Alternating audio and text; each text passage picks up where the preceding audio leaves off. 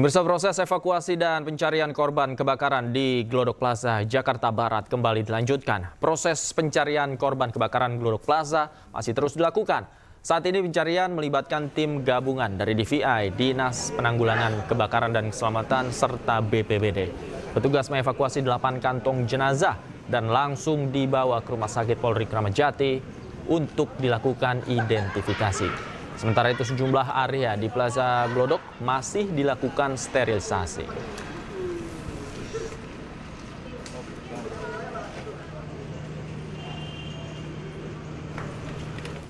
Sementara itu pemirsa, seorang suami mencari keberadaan istrinya yang hilang dalam kebakaran Glodok Plaza, Jakarta Barat. Saat peristiwa kebakaran dirinya sempat dihubungi oleh istrinya.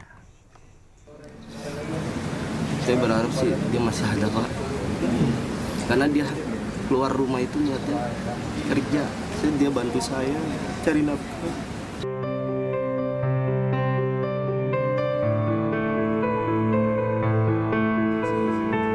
Berharap dia masih ada. Itulah yang disampaikan Jauhari yang mencari keberadaan istrinya, Ade Aryati, 29 tahun, yang bekerja sebagai kasir di lantai 9 Glodok Plaza, Jakarta. Saat kabar Glodok Plaza kebakaran, Jauhari terus mendatangi lokasi untuk memastikan keberadaan istrinya. Nama Ade Aryati, 29 tahun, masih tertulis di posko BPBD Jakarta sebagai orang hilang. Saat mendengar kabar kebakaran ini, Jauhari terus-menerus mencari keberadaan istrinya. Sosok Ade Aryati adalah istri yang perhatian. Bahkan di malam tak lama sebelum kebakaran terjadi, Ade sempat mengingatkan suaminya untuk bekerja dengan hati-hati dan tidak lupa makan. Sampai jam 9 pun dia masih nasihatin saya untuk ayah kerjanya hati-hati, jangan lupa makan. Itu sih. Saya dapat kabarnya pun itu jam sekitar, karena HP saya dicas kan di kantor kan. Saya dapat kabar jam 11 sih, jam 11 malam? Jam 11 malam. Pada hari Rabu itu? Iya, saya langsung kalap, langsung kabur dari tempat saya kerja, langsung menuju lokasi. Saya berusaha untuk masuk, ditahan sama petugas gitu. Saya ampak kayak orang gila gitu, nyari-nyari. Kehilangan Ade Aryati juga dirasakan sang anak yang selalu bertanya, kemana ibu?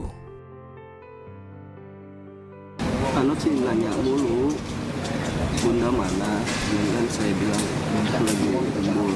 Ya emang kemarin kan berita kebakaran segala macam, itu ngeliat teman-temannya, bahkan sampai anak pun ngomong, bukan pekerjaan bunda aku, itu video editan. Gitu. Anak sih masih percaya bundanya masih ada sih.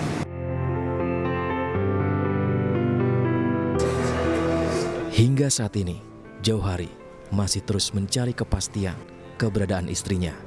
Dari Jakarta, Gani, iNews melaporkan. Sementara itu, pemirsa, sampel DNA keluarga korban kebakaran Glodok Plaza telah diuji oleh tim DVI Rumah Sakit Polri. Proses identifikasi ini membutuhkan waktu 1 hingga 2 minggu.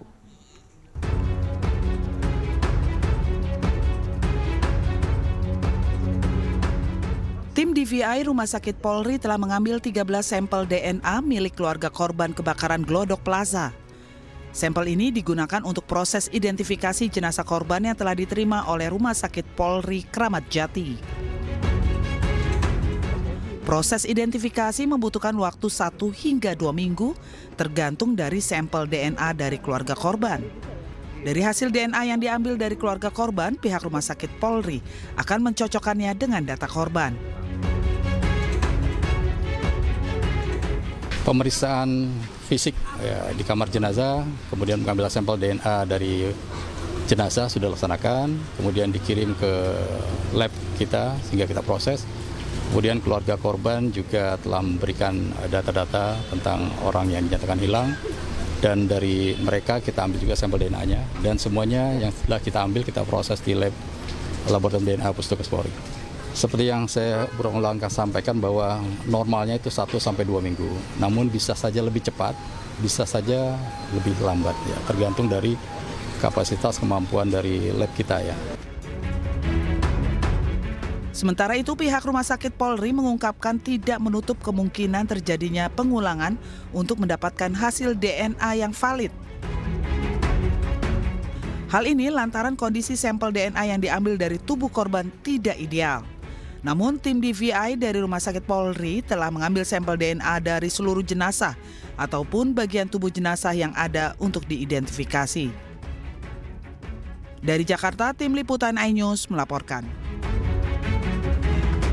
Pemirsa, 4 orang tewas dalam peristiwa tanah longsor di Banjar Cempaka, Kabupaten Klungkung, Provinsi Bali. Minggu petang, proses evakuasi 1 jenazah yang tertimbun pohon dilakukan menggunakan peralatan ekstrikasi.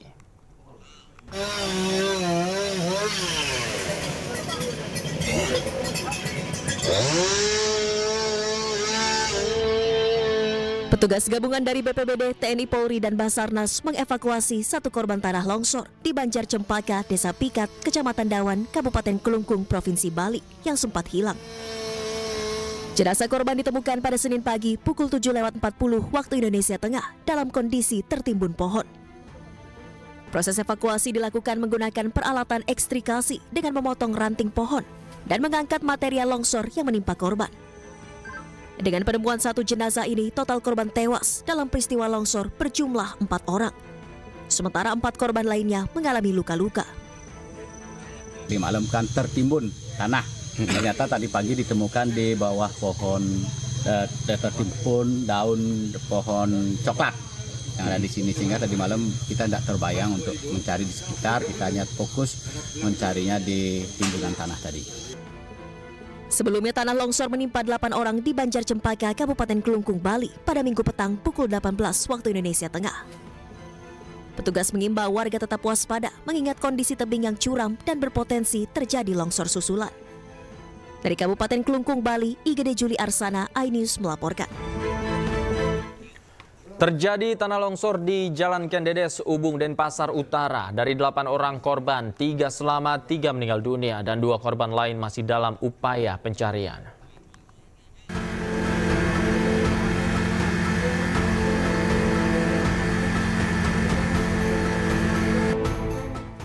Peristiwa tanah longsor terjadi di kawasan Jalan Kendedes, Ubung, Denpasar Utara, menimbun sebuah rumah kos-kosan dengan korban berjumlah 8 orang. 3 korban dinyatakan selamat, 2 meninggal dunia, sementara 2 korban lagi masih dalam upaya pencarian. Peristiwa terjadi sekitar pukul 7.30 pagi, di mana warga panik terjadi tanah longsor. Warga pun bahu-membahu bersama petugas mencari korban yang tertimbun reruntuhan. Update evakuasi terhadap warga dari Ubung Kajo dan Denpasar Utara, diinformasikan itu jumlah keseluruhan 8 orang, 3 orang ditemukan selamat dan 3 orang sudah dapat dievakuasi menuju rumah sakit pusat Sanglah ya, dan 2 orang masih dalam proses evakuasi. Dan semoga di hari ini kita sudah mengerahkan dengan eskavator di lokasi kejadian, dan apa yang kita harapkan semua dari tim SAR gabungan supaya segera lagi 2 orang ini bisa kita evakuasi. Dalam proses pencarian, petugas siaga kantor pencarian dan pertolongan Denpasar menurunkan 40 orang personil. Hingga saat ini upaya pencarian 2 korban yang tertimbun dengan bantuan alat berat masih terus berlangsung. Dari Denpasar, Indira Ari, iNews melaporkan. Kita ke informasi selanjutnya. Pemirsa, sejumlah pegawai Kementerian Pendidikan Tinggi, Sains, dan Teknologi tiba-tiba melakukan aksi unjuk rasa. Aksi unjuk rasa yang melibatkan puluhan ASN ini viral di media sosial.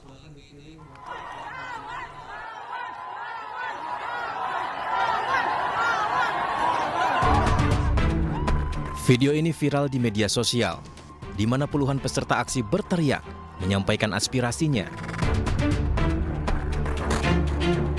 Usai melakukan aksi di lobi kantor Kementerian Pendidikan Tinggi, Sains, dan Teknologi, para peserta aksi berlari menuju ke area parkir belakang.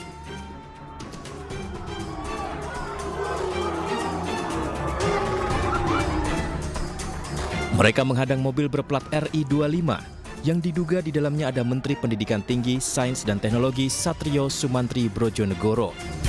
Teriakan-teriakan mengiringi mobil tersebut meninggalkan area gedung Kemendikti-Saintek. Bahkan, permintaan turun dari mobil disuarakan peserta aksi terhadap Menteri Satrio tersebut.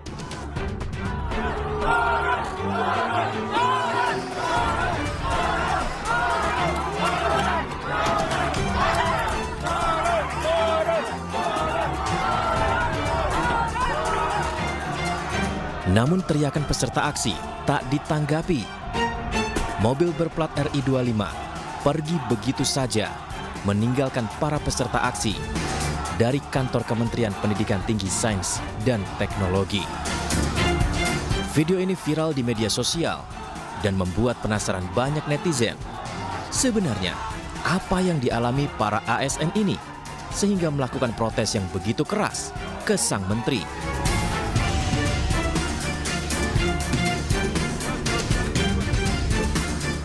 Sebuah mobil pejabat kementerian diserbu sejumlah pegawai Kementerian Pendidikan Tinggi, Sains dan Teknologi yang sedang melakukan aksi demo di lobi gedung kementerian di wilayah Senayan, Jakarta. Para pegawai mengadang dan meminta pejabat di dalam mobil untuk keluar.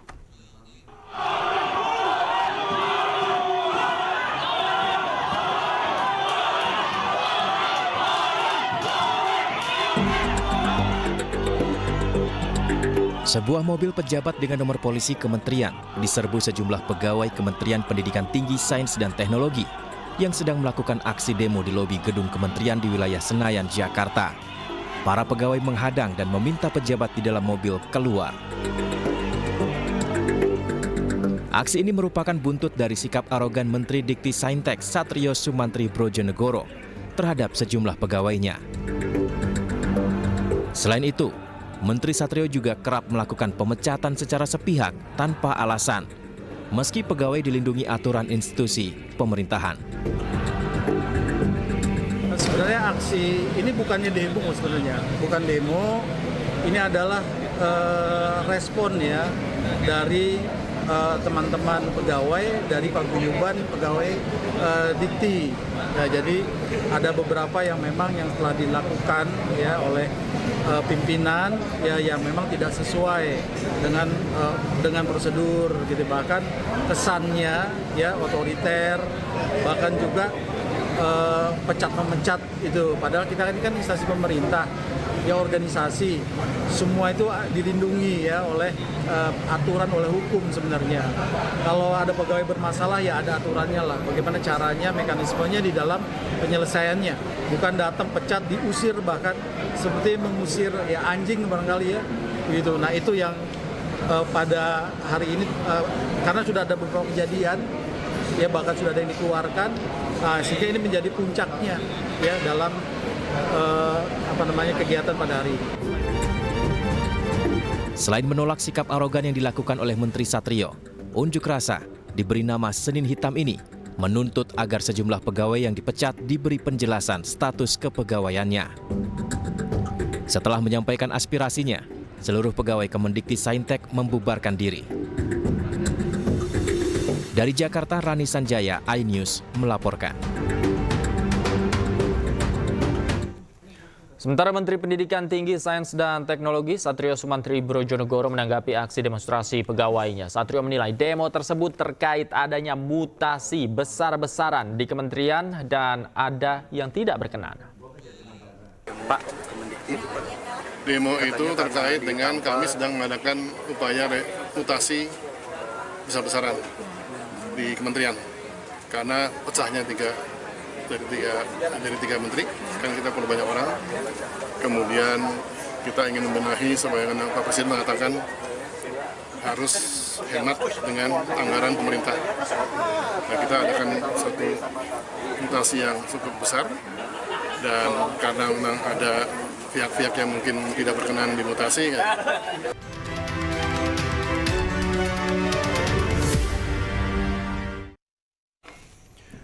Kembali di Newsroom, pemirsa, video oknum kepala desa diduga menjadi dalang pemasangan pagar bambu misterius di laut pesisir Kabupaten Tangerang, Banten viral di media sosial. Namun saat dimintai keterangan, oknum kepala desa menyebut bahwa video tersebut adalah video 2 tahun yang lalu dan tidak ada hubungannya dengan pagar laut yang ada saat ini.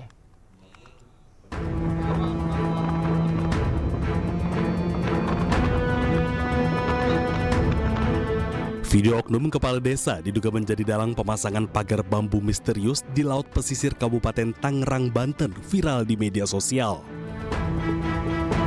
Diketahui oknum kepala desa tersebut adalah Arsin yang merupakan kepala desa Kohot, Kecamatan Paku Haji, Kabupaten Tangerang. Dalam video, Arsin seolah memberikan arahan kepada anak buahnya untuk memasangkan bambu di titik yang telah ditentukan.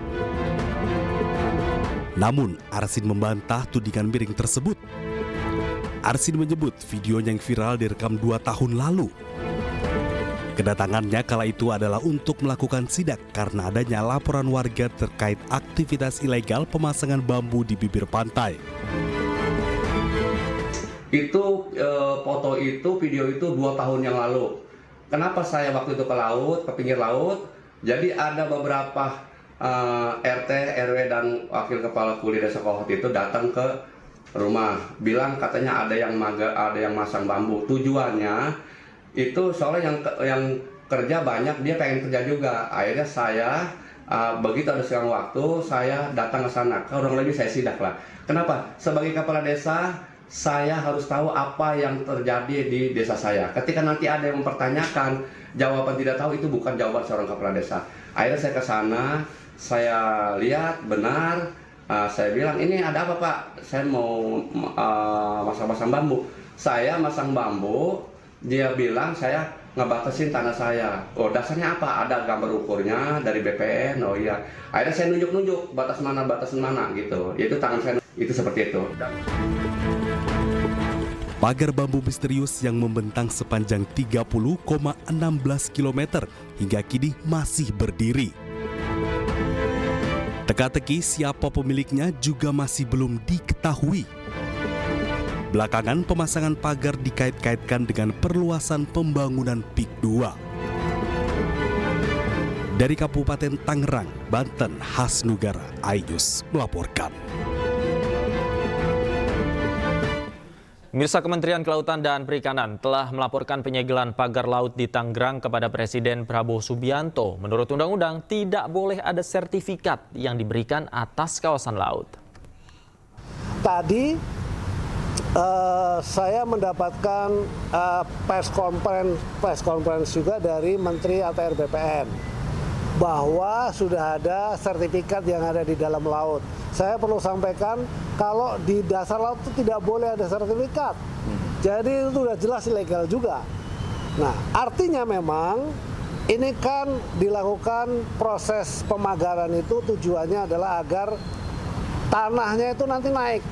Semakin lama semakin naik. Jadi kalau ada ombak datang, begitu ombak surut, dia ketahan. Sedimentasinya ketahan. Boleh dibilang seperti reklamasi yang alami begitu ya.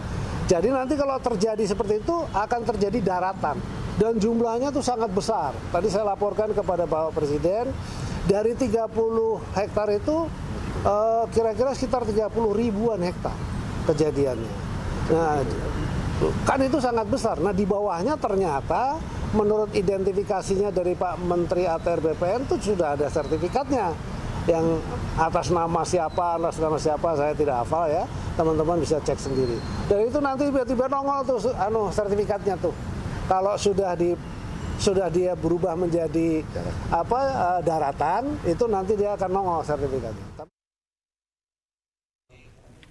Sementara itu, Menteri Agraria dan Tata Ruang sekaligus Kepala Badan Pertanahan Nasional Nusron Wahid mengakui pagar laut misterius di Tangerang sudah bersertifikat hak guna bangunan atau HGB. Total ada 263 bidang tanah di atas pagar laut yang punya sertifikat HGB.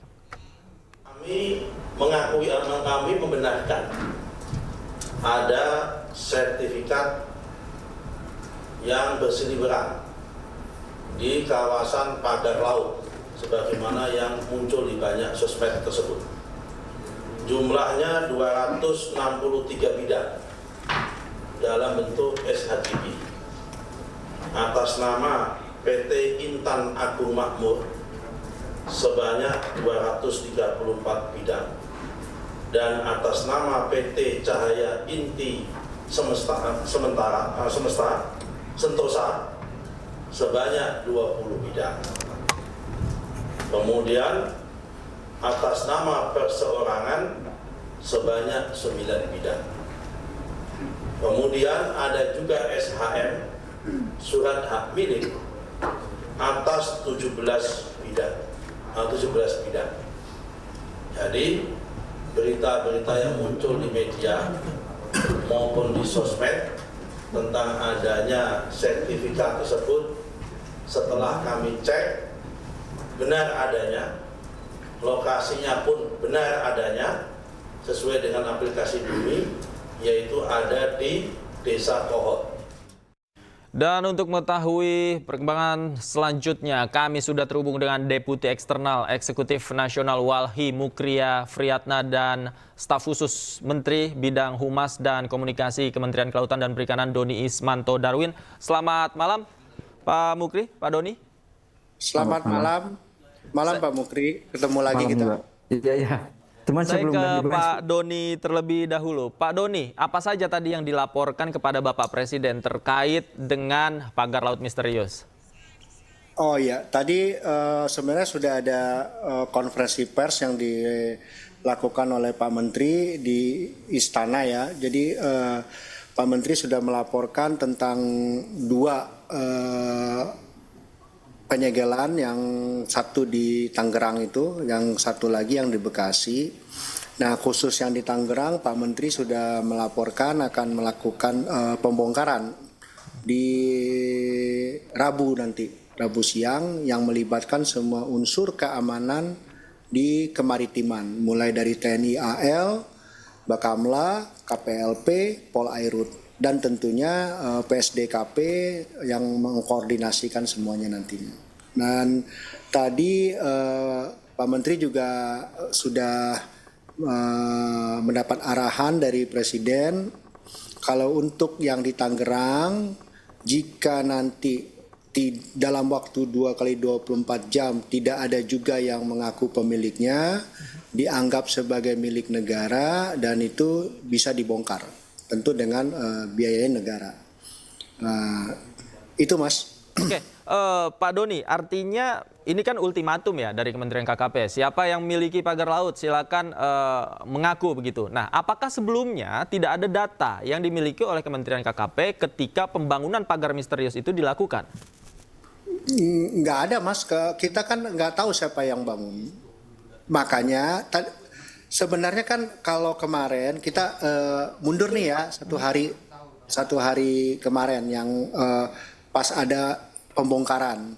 Kenapa Pak Menteri bilang jangan dibongkar dulu? Maksudnya itu apa sih sebenarnya? Maksudnya itu Pak Menteri ingin semuanya dalam koridor hukum. Kalau kita dalam koridor hukum, kita kan sedang menyelidiki agar tahu siapa pemiliknya.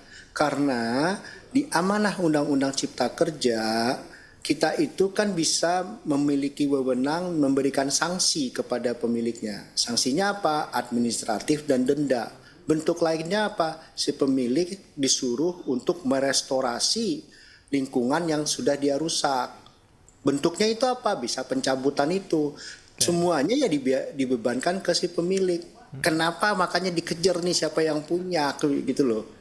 Karena kan kalau dilihat di media sosial kan ada perhitungan-perhitungan tuh dibikin oleh banyak ahli tuh. Ada yang bilang 15 miliar buat bangun, ada yang bilang 30 miliar. Buat bongkar berapa? Gitu loh. Pasti nggak more and less sama lah. Karena ini perkiraan kita aja. KKP menurunkan 400 personil di luar taruna-taruna kami. Terus TNI AL sudah bilang tadi sekitar 700-an personil. Bayangkan berapa itu, baru biaya makan aja itu. Coba Anda kalikan aja kalau rata-rata satu orang 200.000 atau 100.000. Belum solar kapalnya. KKP 4 kapal, ada URC, ada Sea Rider. TNI AL juga karena kemarin mereka sudah belajar dari yang kemarin mau dikerahkan kapal yang lebih besar dan sebagainya. Ini butuh logistik, butuh pergerakan personil, semuanya harus diatur gitu loh. Dan itu nggak gampang gitu loh. Makanya kita tuh pengennya dapat pemiliknya gitu loh. Tapi kan karena kalau kita juga sudah ada arahan gitu, ini harus ada pembongkaran, tapi kita maunya sesuai tetap koridor hukumnya jalan gitu. Oke. Saya ke Pak Mukri. Pak Mukri, Anda punya datanya, siapa sebenarnya yang membangun pagar laut itu? Iya, kami nggak punya ya, karena kita nggak ngikutin siapa yang masangnya. Tetapi kalau mau ditangkap buru-buru, ya itu kan udah jelas tuh mereka mengakui swadaya lah, apapun alasannya ya, tangkap aja, nggak usah nunggu-nunggu dipanggil. Jadi kan ada dua konteksnya. Sebetulnya bisa mempergunakan kalau dia pendekatannya tidak pidana, ini kan bukan delik aduan, tidak menjadi sulit kalau untuk dibongkar. Tapi oke lah, karena KKP punya pilihan jalan yang lain. Nah, buat kami sebetulnya menjadi unik juga kalau misalnya harus mencari orang itu aja sampai 1 minggu. Kalaupun memang karena alasan ini oke lah. Tetapi ini kalau begini caranya keburu hilang. Kenapa? Kami bersikukuh dan bersikeras bahwa motif utamanya ini adalah reklamasi. Gitu ya. Karena udah jelas seperti Pak Menteri juga sebutkan, ya itulah analisa kita. Bahwa dengan dipasangnya bambu-bambu ini dia akan menjadikan sedimen alamiah. Dicup. Udah. Yang kedua, kami tunggu memang sampai kapan harus mukulnya ini ya. Ternyata alhamdulillah hari ini tadi Pak Menteri ATR sudah konfres bahwa betul telah terbit sertifikat di atas permukaan laut baik HGB maupun sertifikat hak milik. Artinya kecenderungan untuk mengarah kepada reklamasi itu tidak terbantahkan. Oke. Ini menarik. Indikasinya ada ya, karena sertifikatnya sudah banyak dimiliki dan ada perusahaan yang memiliki HGB. Saya ke Pak Doni soal HGB ini nanti bagaimana? Tapi dijawab usai jeda. Pak Doni, pemirsa jangan kemana-mana. Diskusi kita masih akan kita lanjutkan usai jeda berikut. Tetaplah di Newsroom.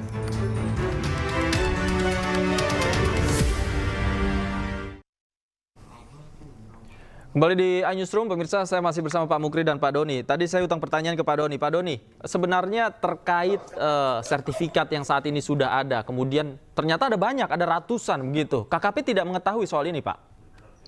Kami nggak tahu ya. Kalau kami itu PKKPRL. Kalau sertifikat apa tuh Pak Nusron bilang? HGB. SHGB ya. SHGB itu bukan di KKP. Sesuai amanah Undang-Undang Cipta Kerja, KKP itu mengeluarkan izin prinsip namanya persetujuan kesesuaian kegiatan pemanfaatan ruang laut. Itu untuk izin pemanfaatan semua aktivitas yang menetap di ruang laut. Nah, itu PKKPRL. Itu amanah Undang-Undang Cipta Kerja. Dan itu sesuai dengan keputusan Mahkamah Konstitusi tahun 2010 kalau saya nggak salah ya. Itu sudah mengatakan di ruang laut tuh nggak boleh ada hak. Jadi nggak ada itu, kalau istilah orang-orang lama tuh HAT, hak atas tanah di laut tuh udah nggak boleh. Adanya PKKPRL gitu.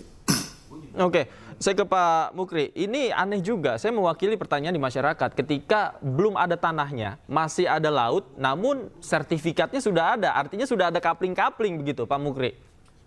Ya, betul. Nah ini kan nyata ya, bahwa kami menyebutnya ada mafia, bukan cuma lagi mafia tanah, tapi juga mafia perairan. Ya inilah bentuknya. Karena kalau selama ini dia diam dan cenderung nyumput karena sudah ketakutan.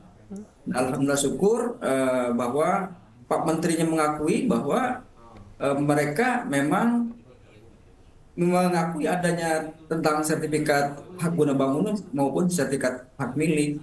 Nah kita melihat memang modus upaya reklamasi ini ya sumber pertamanya itu, langkah awalnya itu dimulai dari yang namanya tata ruang dan BPN.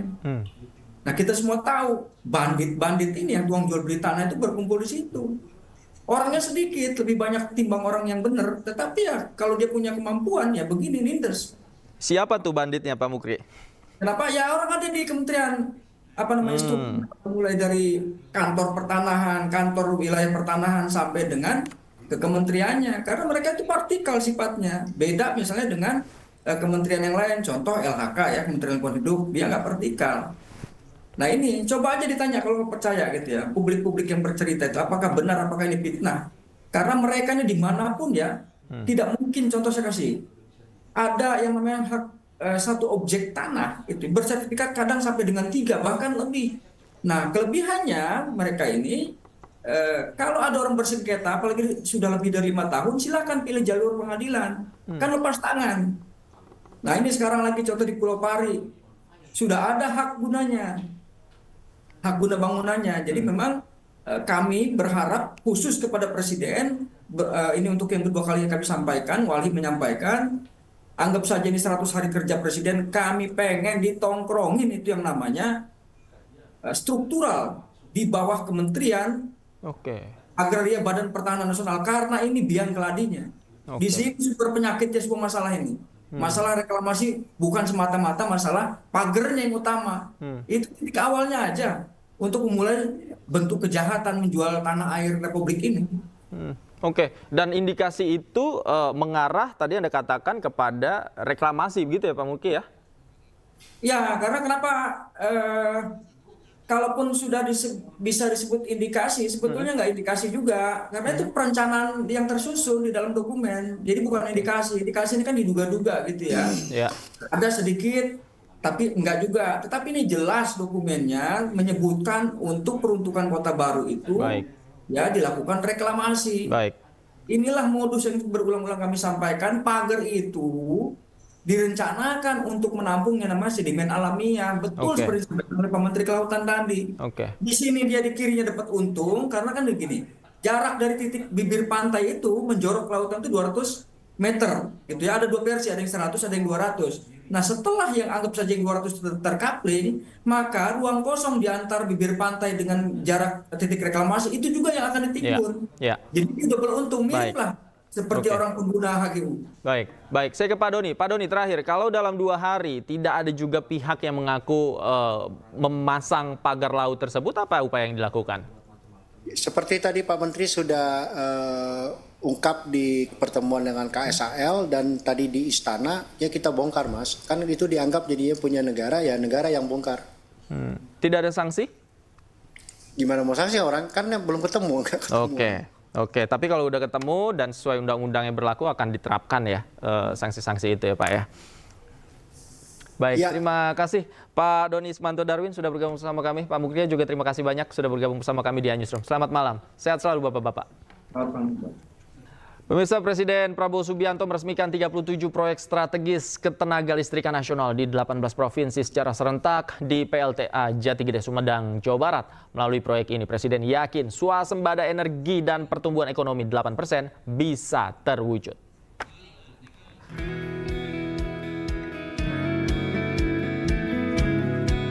Presiden Prabowo Subianto meresmikan 37 proyek strategis ketenaga listrikan nasional yang mencakup 26 pembangkit listrik dengan kapasitas total 3,2 gigawatt dan 11 jaringan transmisi. Peresmian dilakukan secara serentak di 18 provinsi yang digelar di PLTA Jati Gede, Sumedang, Jawa Barat, Senin pagi. Adapun PLTA Jati Gede mempunyai kapasitas pembangkit 2 turbin atau 110 MW yang memanfaatkan aliran air dari bendungan Jati Gede. Melalui proyek ini, Presiden Prabowo optimis swasembada energi dan target pertumbuhan ekonomi 8% bisa terwujud.